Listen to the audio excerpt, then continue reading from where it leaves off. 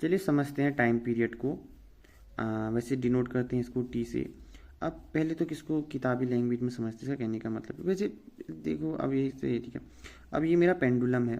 Pendulum का मतलब ये हो गया कि मैंने भारी चीज़ को धागे से लटका दिया, कुछ नहीं है।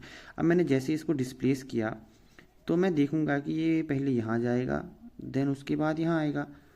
ठीक है, यहाँ गया, देन उसके बाद यहाँ की तरफ गया। तो ओवरऑल देखूँ तो ये यहाँ की तरफ गया।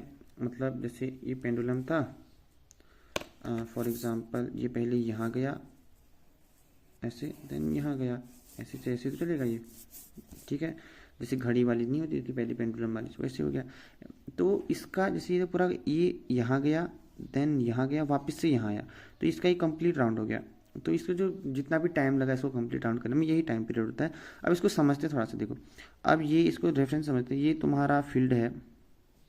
ठीक है, अब तुम रनिंग कर रहे हो, तुम्हें कहना है कि यार अब आर्मी में जाना है मेरे को। तो तुम रनिंग जैसे तुमने की यहाँ से, तुम्हारा एक राउंड ये तुम्हारा कंप्लीट हो गया। तो इस राउंड को कंप्लीट करने में तुम्हारा जितना भी टाइम टेकन लगा, जैसे टाइम पीरियड हो गया। बट क्योंकि हम बात कर रहे हैं वाइब्रेशन ऑक्सीलेशन की, तो ऑक्सीलेशन का मतलब होता है कि आगे पीछे जाना। तो एक राउंड आगे, तो इसका मतलब ये हो जाएगा कि जैसे ये तुम्हारा मेन पोजिशन पॉइंट है, तो तुम एक्सट्रीम गए, देन वापस, देन एक्सट्रीम, देन वापस। तो ये कंप्लीट राउंड हो गया। यानी कि एक बार यहाँ, देन कहाँ, देन ये। तो ये जो कंप्लीट राउंड हो गया, इसको टेकन जो कितना टाइम लगता है वही कहलाता है टाइम पीरियड। तो वैसे समझो कि अगर तुम यहाँ से दौड़ रहे हो, तुम आगे गए, देन सेम डिस्टेंस से पीछे गए, देन वापस से अपनी पोजीशन में आए, तो ये जो टाइम लगा ये कहलाएगा टाइम पीरियड।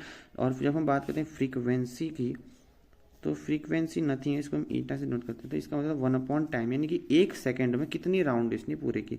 एक तो था कि एक राउंड लेने में कितना टाइम लगा, अब इसका मतलब है कि 1/टाइम यानी टाइम यानी कि पर सेकंड पर कितना यहाँ पर आपको टाइम लगा, यानी कि तुमने एक सेकंड में कितने राउंड पार किए, यानी कितनी बार ये अपनी पोजीशन पे हुआ एक सेकंड में। यहाँ गया, यहाँ गया, यहाँ गया, यहाँ गया, सपोज एक सेकंड में 2 बार हुआ, तो इसका टाइम पीरियड 1/2 हो जाएगा, यानी फ्रीक्वेंसी। तो यानी कि वही हो गया कि एक सेकंड में कितनी बार अपनी राउंड इसको पूरा किया। ओवरऑल टाइम पीरियड का मतलब था। अब अगली वीडियो में हम एल्टीट्यूड वगैरह को समझेंगे, फेज डिफरेंस समझेंगे। तब तक के लिए बाय।